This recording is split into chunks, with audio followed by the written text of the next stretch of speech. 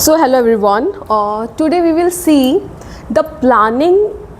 How just like planning is the first functions of management.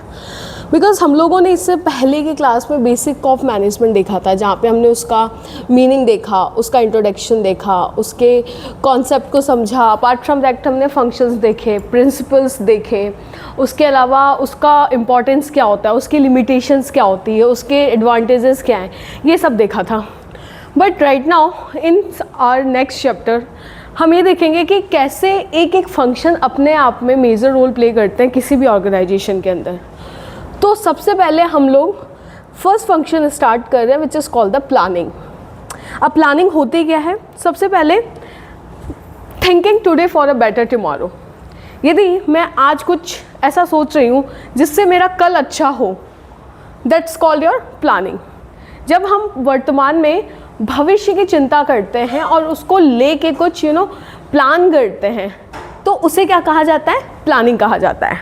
So here is, सबसे पहले देखते हैं introduction. तो इंट्रोडक्शन को मैं आपको एक एग्जांपल से समझाना चाहूँगी कि इमेजिन करिए you want to travel from Jaipur to Delhi. आपको कल जयपुर टू दिल्ली जाना है, मतलब आज आप जयपुर में रह रहे हो, कल आपको दिल्ली जाना है. तो आप क्या करेंगे कि before living Jaipur what you decide कि मुझे कौन सा रूट लेना है जो मेरे लिए सबसे चीपेस्ट हो, फास्टेस्ट हो.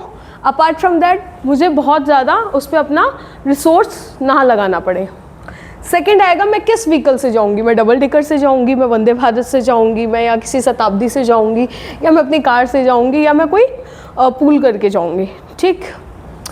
Third one, how much money is required. कितना पैसा चाहिए आपको. ठीक है.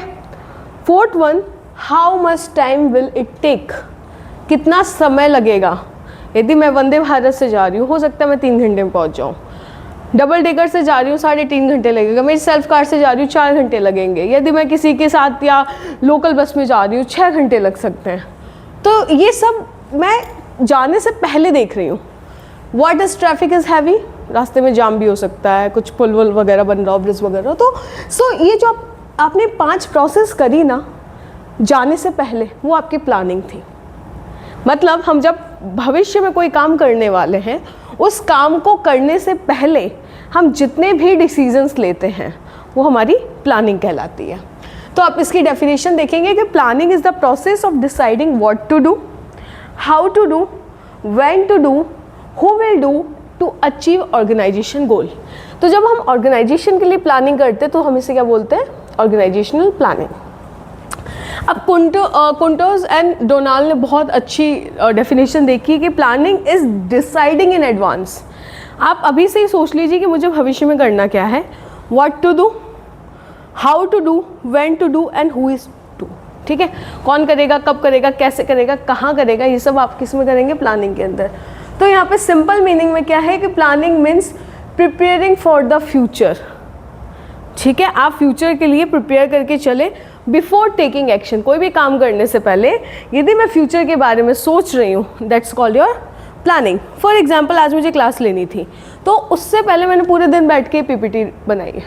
मैंने देखा कि मुझे कौन कौन सा कंटेंट आपको डिलीवर करना है, कहाँ कहाँ से लेना है, कौन से एग्जाम्पल पुट करना है, कैसे मेरी पीपीटी इन्फोग्राफिक होनी चाहिए या फिर ज़्यादा कंटेंट लोडेड होनी चाहिए. तो ये सब चीज़ें मेरी प्लानिंग का पार्ट थी. And right now I am able to execute this part. ठीक. देन अब हम देखते हैं कि why planning is important. Planning ज़रूरी क्यों है? आपको सबसे पहले अपने ऑब्जेक्टिव को अचीव करने के लिए प्लानिंग चाहिए ही चाहिए. आप कुछ भी कर रहे हो, whatever in your personal life और professional life, you have to just like do plan in a right way. ठीक है. To achieve, provide a clear direction to achieve organisation goal. क्योंकि हम यहाँ पे ऑर्गेनाइजेशन की बात कर रहे हैं, बट यहाँ पे गोल कुछ भी हो सकता है. फॉर एग्जांपल मुझे कल 15 लाख की गाड़ी लेनी है, तो उसके लिए मुझे आज से ही अर्न करना पड़ेगा, मुझे आज से ही सेविंग करनी पड़ेगी. ठीक है. मुझे ऐसा है कि मैं इन फ्यूचर किसी गवर्नमेंट सर्विस में जाऊँ, तो मुझे आज से रेगुलर पढ़ना पड़ेगा. यदि हो सकता है कि कल मुझे आपको नेक्स्ट क्लास बढ़ाना है, तो मुझे उसके लिए आज रात को बैठ के पीपीटी तैयार करनी पड़ेगी. So all this things are the planning. क्योंकि मुझे डायरेक्शन मिल रहा है कि मुझे करना क्या है. Reduce uncertainty. आपकी जो अनसर्टेनिटी है, मतलब जिसे बोलते हैं आप कि इन फ्यूचर जो फिक्स नहीं है, ठीक है, कुछ भी हो सकता है, एनीथिंग कांट बी सर्टेन। सो ये क्या करता है, हेल्प करता है प्रिडिक्ट चेंज को और प्रिपेयरिंग फॉर द फ्यूचर। ठीक है, कि इन फ्यूचर आपको यदि कुछ चेंज हो जाता है, फॉर एग्जांपल मुझे रात को पीपीटी बनानी है क्योंकि मुझे कल आपकी क्लास लेनी है। अब इन फ्यूचर मैं यदि ये सोच के चलूँ कि मैं रात को बनाऊँगी, देन कल आपकी क्लास लो, और किसी रीज़न से मैं रात को पीपीटी नहीं बना पाती हूँ, तो यदि मैं एडवांस में अपनी पीपीटी बना के चलती हूँ तो मेरी प्लानिंग 100% स्मूथ है। बट यदि मैं वो काम नहीं एग्जीक्यूट कर पाऊँगी तो मैं प्लानिंग में फेल हूँ। ठीक है, तो इसलिए कहा जाता है कि जब आप प्लानिंग करते हो तो वहाँ पे एडवांस प्लानर होता है कि जो भविष्य की अनसर्टेनिटी और या फिर बोलते हैं जो अनिश्चितताएँ होती हैं उनको ध्यान में रख के यदि आप अपने प्लान को बनाते हो, so your it's help to reduce uncertainty. Decision making कैसे इंप्रूव होता है, क्योंकि आप सिस्टमेटिक अप्रोच को फॉलो करते हो। ठीक है, आप प्रॉपर एक अप्रोच को ऐसे फॉलो करते हो क्योंकि क्या है कि मार्केट में मल्टीपल अल्टरनेटिव्स अवेलेबल है। ठीक, अब प्लानिंग से पता चलता है कि हाँ मुझे ये यूज़ करना चाहिए बिकॉज ये मेरे लिए बेनिफिशियल है। फॉर एग्जाम्पल, हम जब कुछ मार्केट में ख़रीदने जाते हैं, जैसे मैं ये बोतल ख़रीदने जा रही हूँ, ठीक है, अब ये बॉटल मार्केट में मुझे डिफरेंट वेरिएंट मिल सकते हैं। जैसे ये ग्लास की बोतल है, हो सकता है कि मैं प्लास्टिक की प्रेफर करूँ, मेटल की करूँ, या फिर और भी डिफरेंट वेरिएंट अवेलेबल है। बट मेरी रिक्वायरमेंट क्या है कि मुझे गर्म पानी चाहिए होता है, so it is good for hot water. So that's why मुझे प्लानिंग हेल्प करता है कि मैं अल्टरनेटिव में से बेस्ट अल्टरनेटिव चूज़ करूँ। राइट नाउ, आपके जो रिसोर्सेज हैं आप उसको बेटर वे में कैसे यूज़ कर सकते हो, इफ़ेक्टिवली यूज़ कर सकते हो, क्योंकि हमारे पास मैन मटेरियल मनी ये सब कुछ अवेलेबल है, लेकिन उसको आप सही तरीके से यूज़ करके अपने गोल्स को कैसे अचीव करो, ये आपका क्या कहलाता है, प्लानिंग। कोऑर्डिनेट एक्टिविटीज़, सारी एक्टिविटीज़ मल्टीपल रिलेटेड है एक दूसरे से। सो ये बताता है कि हम कैसे यूनिटी एंड हार्मनी के through department to department connect हो सकते हैं और अपनी एक्टिविटीज़ पूरी कर सकते हैं। नाउ रिड्यूस रिस्क मतलब आप आने वाली प्रॉब्लम को कैसे कम कर सकते हो। ठीक है, क्योंकि ये बताता है कि हम जो पोटेंशियल प्रॉब्लम इन फ्यूचर हम उसको कैसे रिड्यूस कर सकते हैं और कैसे प्रिवेंटिव एक्शंस ले सकते हैं। फॉर एग्जाम्पल, मैं बता रही हूँ कि रात को मुझे पीपीटी बनानी है और मैं किसी रीज़न से पीपीटी नहीं पाऊँ, या फिर मुझे ऐसा है कि मुझे मार्केट भी जाना है और मुझे पीपीटी बनानी है, तो यदि मैं एडवांस प्लानर हूँ तो मैं पहले से ही शाम को ही पीपीटी बना के रख लूँगी। ठीक है, तो जैसे कल मेरी क्लास मिस नहीं होगी, लेकिन यदि मैं नहीं बना पाती हूँ तो मेरी क्लास कल मिस हो जाएगी। ठीक है, इंक्रीज एफिशिएंसी, ये आपकी एफिशिएंसी बढ़ाता है, क्योंकि क्या होता है कि यहाँ पे आप अपने वेस्ट को मिनिमाइज़ करते हो और प्रोडक्टिविटी को हाई करते हो। इम्प्रूव परफॉर्मेंस, क्योंकि आपको पता है मुझे करना क्या है। फॉर एग्जांपल, आपका 10 दिन बाद एग्जाम है, आपने प्लानिंग की कि सबसे पहले मैं अपने सब्जेक्ट्स कवर करूँगा, देन मैं PYQs लगाऊंगा, देन मैं अपने मॉक दूंगा। तो आपको पता है मुझे फर्स्ट स्टेप क्या करना है, subjects cover, then PYQs, then अपने मॉक। तो आप अपने रिजल्ट को बेहतर तरीके से अचीव कर पाओगे। सेम फीचर्स है, गोल ओरिएंटेड है क्योंकि हमें गोल अचीव करने में हेल्प करता है। फ्यूचर ओरिएंटेड है बिकॉज ये फ्यूचर की अनसर्टेनिटी को देख लेता है, तो उसके बेसिस पे हमें एक कोर्स ऑफ एक्शन या डायरेक्शन देता है। कॉन्टिन्यूस है, ये रुकती नहीं है, आपका एक प्लान जैसे खत्म होता है दूसरा स्टार्ट हो जाता है। ठीक है, इंटेलेक्चुअल प्रोसेस है क्योंकि यहाँ पे thinking, analysis and the sound judgement involve है। डिसीजन मेकिंग प्रोसेस क्यों है, क्योंकि हमारे पास बहुत सारे अल्टरनेटिव अवेलेबल है, लेकिन हम उसमें से क्या करते हैं, बेस्ट चूज़ करते हैं। फ्लेक्सिबल है क्योंकि हम इन्वायरमेंट के अकॉर्डिंग अपने प्लान को चेंज कर सकते हैं। फॉर एग्जाम्पल, आज हमने शाम को क्लास ली, हो सकता है कल हमारे पास शाम को टाइम ना हो तो मॉर्निंग में क्लास ले लें, आफ्टरनून में ले लें, एज पर द अवेलेबिलिटी और flexibility. Primary functions of management क्या है, क्योंकि प्लानिंग सबसे पहले की जाती है, उसके बाद आपके नेक्स्ट फंक्शंस आते हैं, इसलिए बोला जाता है कि सर्वप्रथम इन मैनेजमेंट में। ठीक है, आपको सबसे पहले प्लान करना पड़ेगा और आप अपनी रियल लाइफ में भी पहले प्लान करते हो, देन आप किसी काम को एग्जीक्यूट करते हो, नहीं तो आप कर ही नहीं पाओगे। देन परवेसिव, क्योंकि ये हर लेवल पे हो रहा है यूज़। ऐसा नहीं कि आपने HR में करके प्लानिंग छोड़ दी, फाइनेंस में नहीं कर रहे हो, मार्केटिंग में नहीं कर रहे हो, नहीं, सारे लेवल पे होगी planning. So basically good planning क्या इंश्योर करती है, एक स्ट्रॉन्गर मॉरल सक्सेस और टुमारो। ठीक है, नाउ इस प्लानिंग के प्रोसेस को समझते हैं।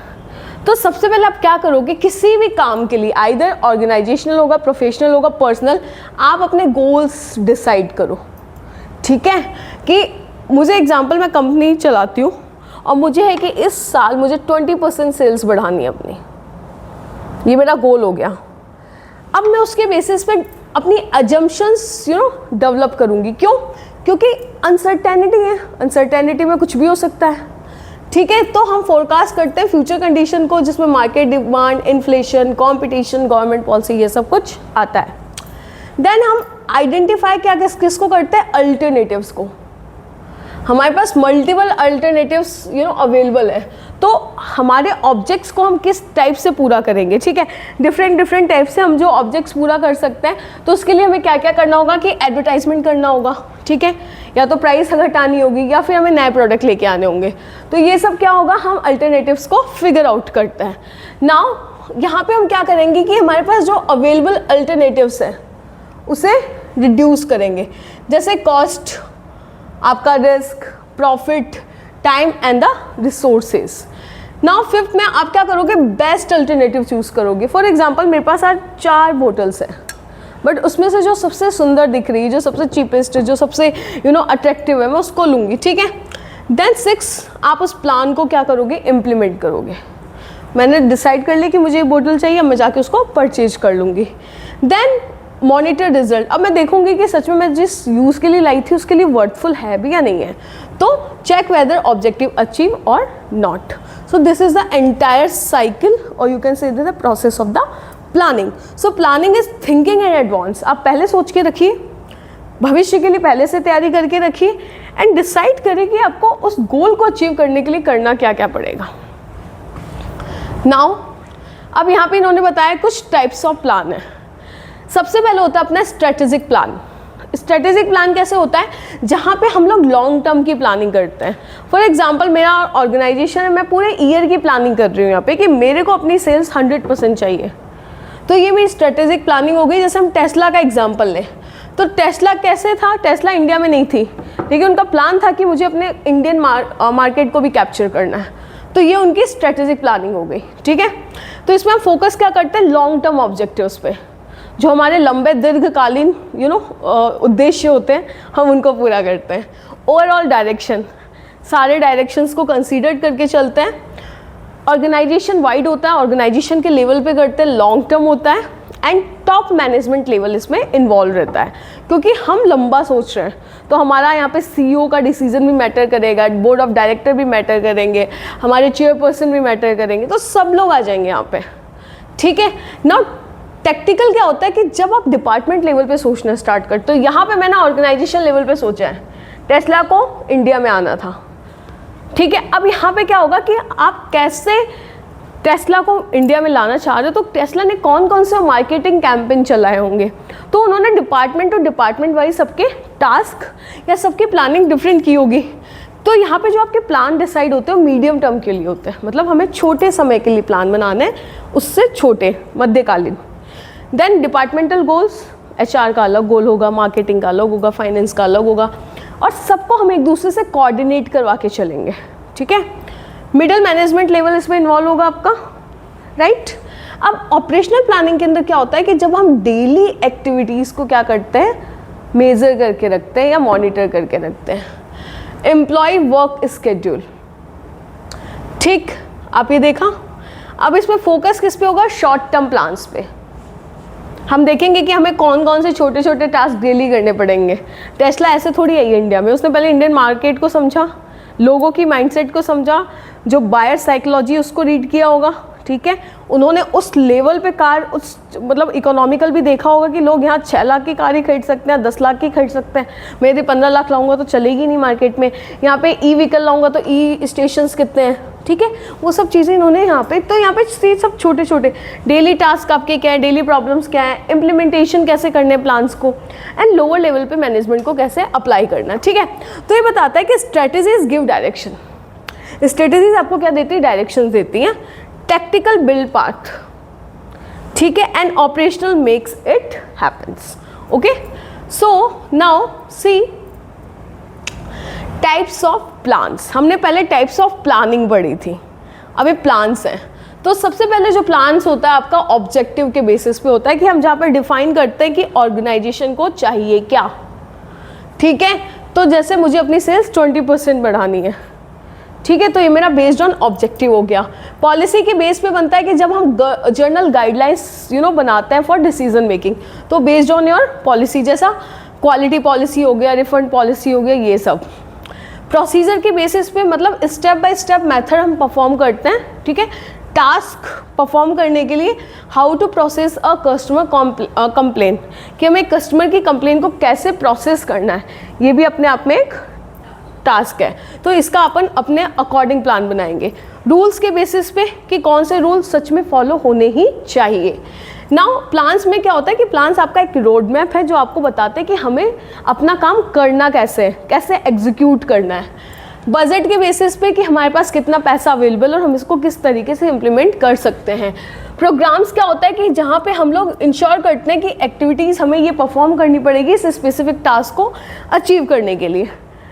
स्केड्यूलिंग के अंदर क्या होगा कि time plans for completing activities. ठीक है, प्रोजेक्ट स्केड्यूल, डिलीवरी स्केड्यूल, ये सब आ जाते हैं। स्ट्रेटजीज के अंदर क्या होगा, आपके लॉन्ग टर्म स्ट्रेटजीज प्लान आ जाएंगे to gain the competitive advantages, कि अपने कॉम्पिटिटर्स को हमें हराना कैसे है, वो सब यहाँ पे आ जाएगी।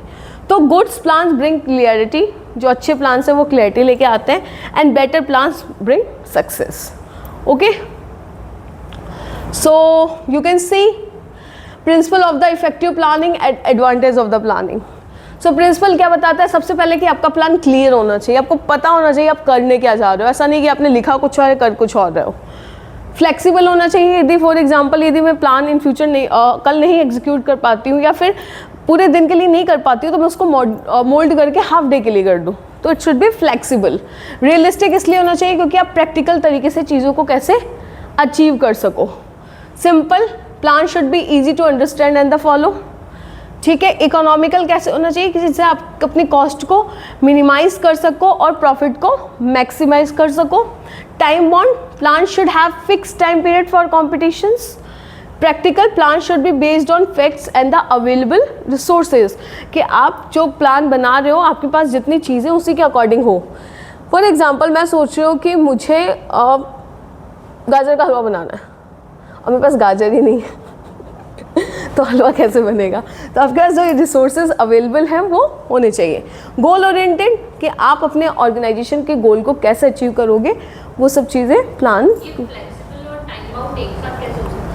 फ्लेक्सिबल और टाइम बाउंड ये हो सकता है कि फ्लेक्सिबल के अंदर फॉर एग्जांपल जैसे मैंने फॉर एग्जांपल कल हमें एक सेमिनार करवाना है, ठीक है, हमारी प्लानिंग आज से हो जाएगी, ठीक है, लेकिन कल करवाना है, डेट फिक्स है, टाइम फिक्स है 10 से 4, ठीक है, टाइम बाउंड हो गया 10 से 4, लेकिन उसका वेन्यू था पहले college, due to some circumstances college खुला ही नहीं, तो हमने वो सेमिनार मतलब जो कॉलेज के बाहर कोई सेमिनार हॉल है या फिर कोई कम्युनिटी हॉल है हमने वहाँ अरेंज करवा लिया, ठीक है। तो फ्लेक्सिबिलिटी मतलब आप उसको मोल्ड कर सकते हो, ऐसा नहीं कि यदि मैंने बना दिया कि सेमिनार हॉल में होगा तो वहीं होगा, नहीं तो होगा ही नहीं, वो चीज़ नहीं है, ठीक है। आप उसको कैसे मोल्ड कर सकते हो, ठीक ना। अब प्लानिंग में बताते हैं कि एडवांटेज क्या है। सबसे पहले ये हमारी अनसर्टेनिटी को रिड्यूस करता है कि कैसे हम फ्यूचर में होने वाली चीज़ों को